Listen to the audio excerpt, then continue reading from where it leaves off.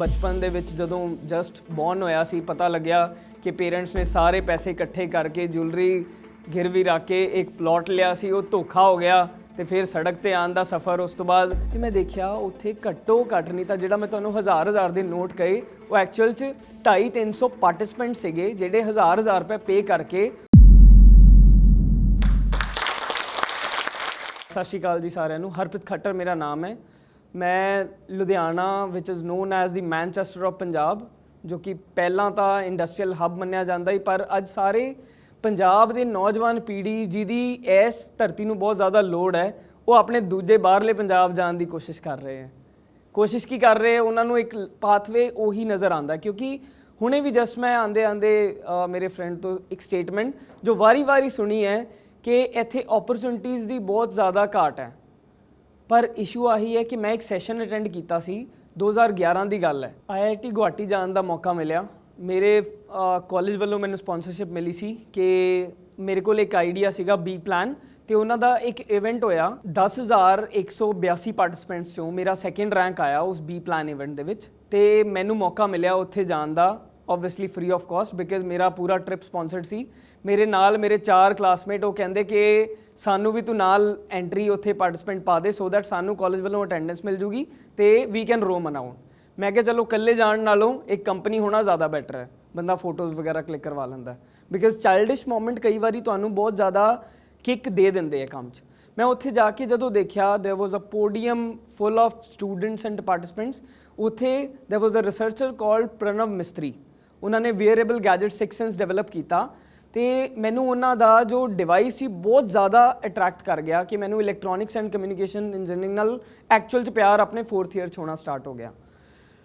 I asked him a question in a panel discussion. ਸਾਨੂੰ ਉੱਥੇ time ਮਿਲਦਾ ਹੈ ਉਹਨਾਂ ਨਾਲ ਗੈਸਟ ਨਾਲ ਇੰਟਰੈਕਟ ਕਰਨ ਦਾ। ਉਹ ਪੈਨਲ ਡਿਸਕਸ਼ਨ ਮੈਂ ਉਹਨਾਂ ਨੂੰ ਪੁੱਛਿਆ ਕਿ ਜੇ ਤੁਸੀਂ ਇੰਡੀਅਨ ਹੋ, ਤੁਸੀਂ ਇੰਨੀ ਅੱਛੀ ਇਨਵੈਂਸ਼ਨ ਕਰ ਸਕਦੇ ਸੀ, ਤੁਸੀਂ ਇੰਡੀਆ ਨਾ ਚੂਜ਼ ਕਰਕੇ US ਨੂੰ ਕਿਉਂ ਚੂਜ਼ ਕਰਨਾ ਠੀਕ ਸਮਝਿਆ? ਉਹਨਾਂ ਨੇ ਇੱਕ ਸਿੰਗਲ ਸਟੇਟਮੈਂਟ 'ਚ ਮੇਰੀ ਲਾਈਫ ਹਿਲਾ ਕੇ ਰੱਖਤੀ ਕਿ ਹੇਅਰ ਇਨ ਇੰਡੀਆ ਵੀ ਲੈਕ ਸੋ ਮੈਨੀ ਓਪਰਚੁਨਿਟੀਜ਼।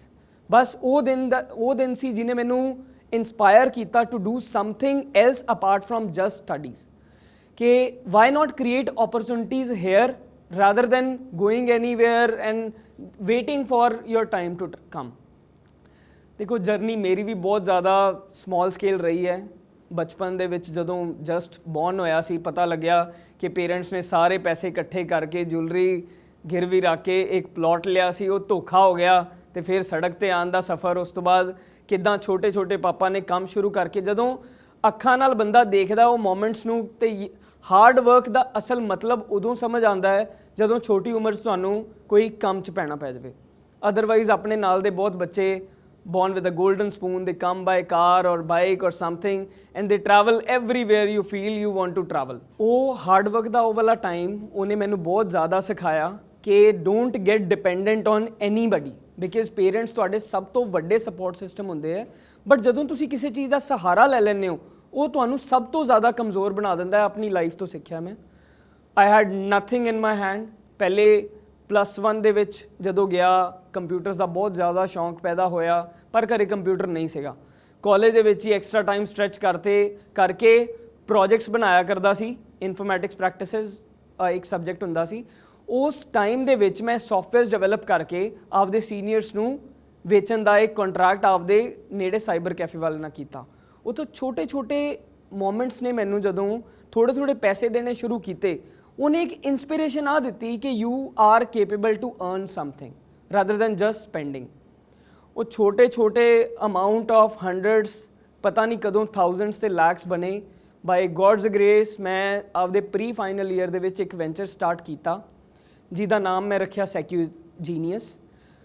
ਉਹਦੇ ਵਿੱਚ ਮੈਂ IIT ਗੁਹਾਟੀ ਨੂੰ ਆਪਦਾ ਇੱਕ ਮੈਂਟਰਿੰਗ ਫੇਜ਼ ਮੰਨੂੰਗਾ, ਬਿਕਾਜ਼ ਉੱਥੇ ਮੈਂ ਇੱਕ ਕਮਰਾ ਦੇਖਿਆ ਆਡੀਟੋਰੀਅਮ ਸਟੈਪਸ ਵਾਲਾ, ਜਿਵੇਂ ਆਪਾਂ PVR ਥੀਏਟਰਸ ਦੇਖਦੇ ਹਾਂ। ਉੱਥੇ ਬਹੁਤ ਸਾਰੇ ਹਜ਼ਾਰ ਦੇ ਨੋਟ ਪਏ ਸੀ।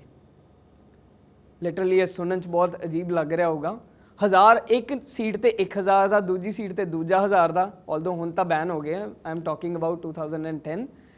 ਜਦੋਂ ਮੈਂ ਉਹ ਦਰਵਾਜ਼ੇ ਦੇ ਬਾਹਰ ਦੇਖਿਆ ਇੱਕ ਬੋਰਡ ਲੱਗਿਆ ਹੋਇਆ ਸੀ ਛੋਟਾ ਜਿਹਾ। ਸੋ ਉੱਥੇ ਲਿਖਿਆ ਸੀ 1000 rupees workshop per participant topic was ethical hacking obviously हर एक ਨੂੰ ਇੰਸਪਾਇਰ ਕਰਦਾ ਹੈ ਕਿ I should peep on what you are doing in my WhatsApp history ਔਰ ਐਟਸੈਕਟਰਾ ਹਰ ਕਿਸੇ ਨੂੰ ਮਨ ਹੁੰਦਾ ਕਿ ਮੈਂ ਦੇਖਾਂ ਝਾਕ ਕੇ। ਤੇ ਮੈਂ ਦੇਖਿਆ ਉੱਥੇ ਘੱਟੋ ਘੱਟ ਨਹੀਂ ਤਾਂ ਜਿਹੜਾ ਮੈਂ ਤੁਹਾਨੂੰ ਹਜ਼ਾਰ ਦੇ ਨੋਟ ਕਹੇ ਉਹ ਐਕਚੁਅਲ 'ਚ 250-300 ਪਾਰਟਿਸਪੈਂਟ ਸੀਗੇ ਜਿਹੜੇ ਹਜ਼ਾਰ ਰੁਪਏ ਪੇ ਕਰਕੇ ਉਹ ਸੈਸ਼ਨ ਅਟੈਂਡ ਕਰਕੇ ਆਏ ਸੀ। ਤੇ I was a silent observer, even today also I love being a silent observer, ਪਹਿਲੇ ਆਬਜ਼ਰਵ ਕਰਨਾ ਕਿ ਉੱਥੇ ਪਿਛਲੀ ਸੀਟਸ 'ਤੇ ਮੋਸਟਲੀ ਜਨਤਾ ਸੁੱਤੀ ਹੋਈ ਸੀ, ਜੋ ਆਪਾਂ ਸਾਰੇ ਆਪਣੇ ਕਾਲਜ ਟਾਈਮ ਕਲਾਸ ਟਾਈਮ 'ਚ ਕੀਤਾ ਬਹੁਤ ਵਾਰੀ। Because obviously time duration was 16 hours, that is 8 hours ਪਰ ਡੇ। ਆਪਾਂ ਤਾਂ 1 ਘੰਟਾ ਵੀ ਚੱਜ ਨਾਲ ਟਿਕ ਕੇ ਬੈਠ ਨਹੀਂ ਸਕਦੇ, ਹਰ ਇੱਕ ਦੀ ਆਹੀ ਲਾਈਫ ਸਟੋਰੀ ਹੁੰਦੀ ਹੈ। ਤੇ ਉਹਦੇ ਤੋਂ ਮੈਂ ਥੋੜਾ ਡੀਕੋਡ ਕੀਤਾ ਆਪਦੀ ਲਾਈਫ ਹਿਸਟਰੀ ਨੂੰ। ਫਿਰ ਮੈਂ ਆਪਣੇ ਕਾਲਜ ਜਦੋਂ ਵਾਪਸ ਆਇਆ ਪ੍ਰਾਈਜ਼ ਲੈ ਕੇ, ਕਾਲਜ ਨੇ ਬਹੁਤ ਜ਼ਿਆਦਾ ਟਰੋਫੀਜ਼ ਨਾਲ ਸਨਮਾਨ ਕੀਤਾ, 26 ਨਿਊਜ਼ਪੇਪਰ 'ਚ ਐਡ ਆਈ। ਤੇ ਮੈਂ ਉਸ ਚੀਜ਼ ਦਾ ਫਾਇਦਾ ਉਠਾ ਕੇ ਉਹੀ IIT ਵਾਲੀ ਕੰਪਨੀ ਨੂੰ ਆਪਣੇ ਕਾਲਜ ਇਨਵਾਈਟ ਕੀਤਾ ਕਿ ਤੁਸੀਂ ਇੱਥੇ ਵਰਕਸ਼ਾਪ ਲਗਾਓ, ਅਸੀਂ ਤੁਹਾਨੂੰ ਪਰ ਸਟੂਡੈਂਟ ਇਕੱਠੇ ਕਰਕੇ ਉਹਨਾਂ ਤੋਂ ਪੇ ਕਰਾਂਗੇ। ਮੈਂ ਉਹਨਾਂ ਦਾ ਸਾਰਾ ਕੰਮ ਸਿੰਕ ਕੀਤਾ, ਜੋ ਕਰਵਾਉਂਦੇ ਸੀ, ਦੇਖਦੇ ਸੀ, ਇੰਪਲੀਮੈਂਟ ਕਰਦੇ ਸੀ। ਮੇਰੇ ਕਾਲਜ ਦੇ ਡਾਇਰੈਕਟਰ ਸਰ ਸੀਗੇ ਡਾਕਟਰ ਹਰਸ਼ ਸਦਾਵਰਤੀ, ਉਹਨਾਂ ਨੇ ਮੈਨੂੰ ਬਾਹਰ ਲਿਜਾ ਕੇ ਕਿਹਾ ਵੀ ਇਹ ਵੀ ਤੇਰੇ ਹਾਨ ਦੇ ਹੀ ਹੈ, ਤੇ ਜੇ ਆ ਕਰ ਸਕਦੇ ਤਾਂ ਤੂੰ ਕਿਉਂ ਨਹੀਂ ਕਰ ਸਕਦਾ। Try to do something, if you need any support I am always there for you. ਬਸ ਉਹਨਾਂ ਦਾ ਉਹ ਕਹਿਣਾ ਹੀ ਕਾਫੀ ਸੀ।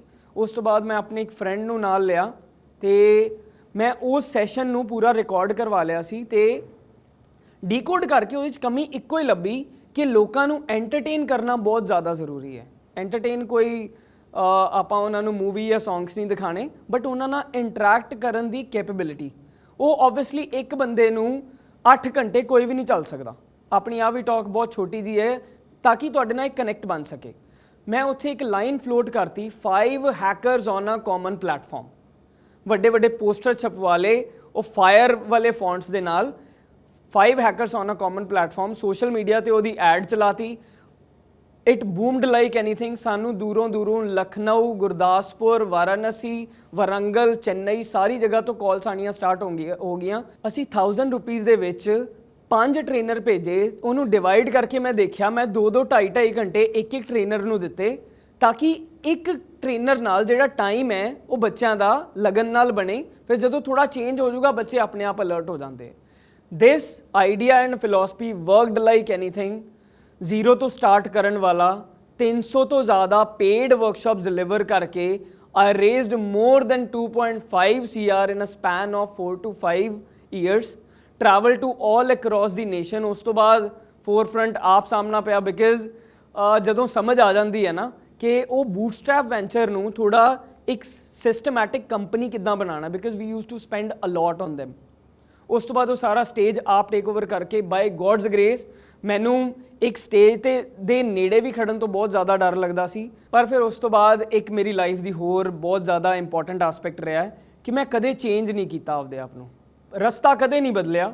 ਕਿਉਂਕਿ ਸੁਣਿਆ ਤਾਂ ਸੀਗਾ ਕਿ ਚੇਂਜ ਇਜ਼ ਦੀ ਆਇਰਨੀ, ਪਰ ਮੇਰੀ ਲਾਈਫ ਨੇ ਬਹੁਤ ਜ਼ਿਆਦਾ ਮੈਨੂੰ ਉਹ ਦਿਖਾਇਆ ਕਿ ਜਦੋਂ 10th ਕੰਪਲੀਟ ਕੀਤੀ, ਬਹੁਤ ਜ਼ਿਆਦਾ ਬ੍ਰਾਈਟ ਸਟੂਡੈਂਟ ਸੀ।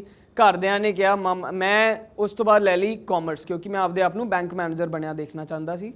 ਬਟ ਫਿਰ ਸਡਨਲੀ ਚੇਂਜ ਨਹੀਂ ਕਰਨਾ ਸੀ, ਬਟ ਮਾਮਾ ਜੀ ਦਾ ਫੋਨ ਆ ਜਾਂਦਾ ਮੰਮੀ ਨੂੰ ਮੇਰੇ 3 ਮਹੀਨੇ ਲਗਾਉਣ ਤੋਂ ਬਾਅਦ ਕਿ ਇਹਨੂੰ ਭਾਵੇਂ ਬਾਅਦ ਚੋਂ ਜੌਬ ਨਾ ਮਿਲੇ, ਚਪੜਾਸੀ ਦੀ ਨੌਕਰੀ ਕਰਨੀ ਪਵੇ, ਪਰ ਇਹਨੂੰ ਕਰਵਾਉਣੀ ਨਾਨ ਮੈਡੀਕਲ ਹੈ। ਕਿਉਂਕਿ ਚੇਂਜ ਨਹੀਂ ਕਰਨਾ ਹੀ ਤਾਂ ਮੈਨੂੰ ਨਾਨ ਮੈਡੀਕਲ ਸ਼ਿਫਟ ਹੋਣਾ ਪੈ ਗਿਆ ਘਰਦਿਆਂ ਦੀ ਵਜ੍ਹਾ ਤੋਂ। ਉਸ ਤੋਂ ਬਾਅਦ ਆਪਦੇ ਆਪ ਨੂੰ ਉੱਧਰ ਪਲਾਨ ਕੀਤਾ, ਔਖੇ ਸੌਖੇ ਟਾਈਮ ਪਾਸ ਕਰ ਲਿਆ। ਬਟ ਫਿਰ ਸੋਚਿਆ ਕਿ ਚੰਡੀਗੜ੍ਹ ਜਾਵਾਂਗੇ, ਥੋੜਾ ਲਾਈਫ ਜੀਏ। ਫਿਰ ਮੈਂ 12ਵੀਂ ਦੇ ਪੇਪਰ ਦੇ ਕੇ ਚੰਡੀਗੜ੍ਹ ਜਾ ਕੇ ਉੱਥੇ ਸੈਟਲ ਹੋਣਾ ਸ਼ੁਰੂ ਕੀਤਾ। 4 ਮਹੀਨੇ ਬਾਅਦ ਘਰਦਿਆਂ ਨੇ ਬੀਟੈਕ ਦੇ ਵਿੱਚ ਐਡਮਿਸ਼ਨ ਕਰਵਾਤੀ। ਫਿਰ ਉਸ ਤੋਂ ਬਾਅਦ ਫਿਰ ਲਾਈਫ ਦਾ ਚੇਂਜ ਆਪਣੇ ਆਪ ਨੂੰ ਮੰਨਣਾ ਪੈ ਗਿਆ। ਮਤਲਬ ਜੋ ਲਾਈਫ 'ਚ ਸੋਚਿਆ ਸੀ ਉਹ ਕਦੇ ਬੰਦਾ ਨਹੀਂ ਕਰ ਪਾਉਂਦਾ, but still if you want to reach on a platform ਸਿਰਫ 3 ਚੀਜ਼ਾਂ ਬਹੁਤ ਜ਼ਿਆਦਾ ਜ਼ਰੂਰੀ ਹੈ, 3 J's। 1 ਇਜ਼ ਜੋਸ਼, 1 ਇਜ਼ ਜ਼ਿੱਦ, 1 ਇਜ਼ ਜਨੂਨ। ਤਿੰਨਾਂ ਦਾ ਮਤਲਬ ਅਗਰ ਸੋਚੋ ਇੱਕੋ ਹੀ ਨਿਕਲਦਾ। ਟੱਚਵੁੱਡ ਮੇਰੇ ਕੋਲ ਇਸ ਟਾਈਮ ਮੇਰੇ 3 ਵੈਂਚਰ ਚੱਲ ਰਹੇ। up till now we have served more than 500 plus global multinationals in the same forte। ਉਹਨਾਂ ਦੇ ਛੋਟੇ ਜੋ ਸਿਸਟਮ ਯੂਜ਼ਰਸ ਹੈਗੇ ਆ ਉਹਨਾਂ ਨੂੰ due to lack of cyber security knowledge ਸਾਨੂੰ ਬਹੁਤ ਜ਼ਿਆਦਾ ਅੱਛਾ ਪੋਡੀਅਮ ਮਿਲਿਆ ਕਿ I got to work with KPMG, Deloitte, Mastercard Singapore, Unisys, Mahindra Comviva, ਇੱਦਾਂ ਦੇ 500+ ਕਲਾਇੰਟਸ ਮੈਂ ਹੁਣ ਤੱਕ ਸਰਵ ਕੀਤੇ ਹੈ and I was very fortunate to deal with everyone, and the best part was interacting with students and youth of the nation so that I can replicate my thoughts in others. ਇਸ video ਬਾਰੇ ਆਪਣੀ ਰਾਏ comment section ਵਿੱਚ ਸਾਨੂੰ ਦੱਸੋ ਅਤੇ ਆਪਣੇ ਮਿੱਤਰਾਂ ਨਾਲ ਇਹ ਵੀਡੀਓ ਸ਼ੇਅਰ ਕਰਨਾ ਨਾ ਭੁੱਲਿਓ।